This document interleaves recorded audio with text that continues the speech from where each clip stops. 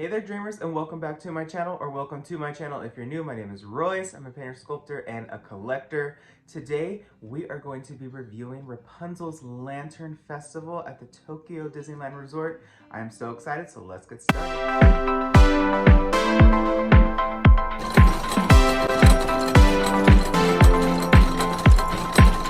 Alright, so to begin, right when you board, you are just immersed in the world of Tangled. I love that the Imagineering set designers and architects really paid homage to the amazing, beautiful architecture that Imagineering developed. This opening scene, you see the warning sign, he's wanted. It immediately immerses you into the story. And what an opening scene. You see Rapunzel in her tower. This is absolutely amazing. It could not have been done any better. Imagine this in a show scene. It would have to have been smaller, forced perspective, but you're outside. The only concern is if it's raining. I wonder how this scene will be altered. It would have also been better if you saw Rapunzel in her tower a little bit more. Perhaps if you saw her with Mother Gothel and you heard her singing Mother Knows Best. Or even When Will My Life Begin as an opening scene with her sweeping or even painting floating on her hair in that opening scene. That would have been also really successful. Flynn Rider and his horse are just beautiful. This rock work is painted absolutely gorgeous. I love all of the miniature plants going up the mountain, making it appear that it's getting further away. This scene, I like it and I don't. Now let me explain. I believe that in concept and especially in blue sky phase and in model and maquette phase, it worked. So what I would have done on this particular figure as art director is definitely change the way her dress flows. I think that she's moving at a fast enough pace to where it would have flowed naturally, but more than that, I would have made her legs animated. This is a missed opportunity where her legs definitely could have, you know, went up and down. It would have just added to the effect that she is truly flying through the air. But her, again, that's pretty much my only complaint. Everything else in this scene is beautiful. Perhaps on the other side of this scene, because I know that they wanted you to look to the right, but I would have also had Mother Gothel in her cape spying or looking for Rapunzel. I love the forced perspective, the beautiful restaurant in the background. It's definitely skipping a lot from the story, right? But again, this scene is a beautiful, well done animatronic set. I mean, look at how gorgeous her hair looks.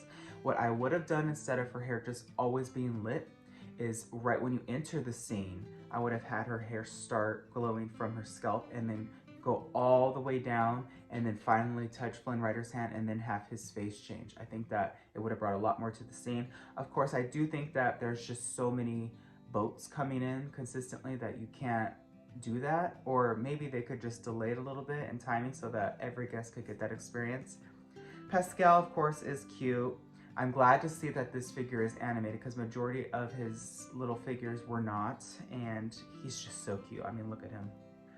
This beautiful castle scene, it kind of reminds me of the Frozen ride, right? I mean, it's definitely taken homage and they're reusing that beautiful technology and it really works here. I mean, look at all the lanterns rising from the background. I love that you immediately know what's going to happen next. When you enter this scene, I really love what they did here. How you immediately see them, but all of the lanterns. This scene took time. These figures took time. If you look at Rapunzel, she's breathing. You can see her shoulders rising up and down, and that just gives this sense of surprise and like a dream coming true. It is just incredible. Here I would have had Pascal move, or at least blink. I think that a static figure, it could have been plus a little bit more, especially because they're the only three on the boat. The boat itself, beautiful. The lantern, beautiful. I would have had maybe a few more animated lanterns going up and down, but other than that, this figure, this set, this scene is perfect. I really enjoy seeing the figures, not only watching them and being very happy, but this Viking. I mean, it's so fun to see guys, right? Even like if you see them on motorcycles, you wouldn't expect them to have the lovable hearts and be teddy bears like they are, and this is fantastic. We are finally in her tower. I love the paint schemes. If you don't know, the animator that designed Rapunzel, his name's Glenn Keane. He actually retired from Disney a while ago. He also designed characters like Pocahontas. When he was creating this movie, he actually went to his daughter and she designed the stylization of Rapunzel's painting. And I think that this is brilliant that Imagineering was able to replicate that. Up there, if I were Imagineering, I actually would have reached out to her and had her paint it. That would have been amazing. You see Pascal with the brush, which is absolutely adorable. I really don't know what that does in terms of the story because I don't know what he would have been doing back in the tower, but I also would have had end finale scene from Mother Gothel. I understand that this isn't really focusing much on her, and it's kind of like a Rapunzel and Flynn Rider story, which is fine because of course everyone loves a love story, but every single attraction needs a villain. Like even in the Seven Dwarfs Mine Train, you see the hag at the end. It just reminds you, oh, there's danger. It gives you that sense of what else could happen or what did happen in the story. And of course, people love villains. And I think that Disney definitely could have included her either at the beginning with her cape, with her lantern, maybe even in the queue, not her lantern, her beautiful flower that glows. She could have been singing to it and have her arms go like this. That would have been incredible.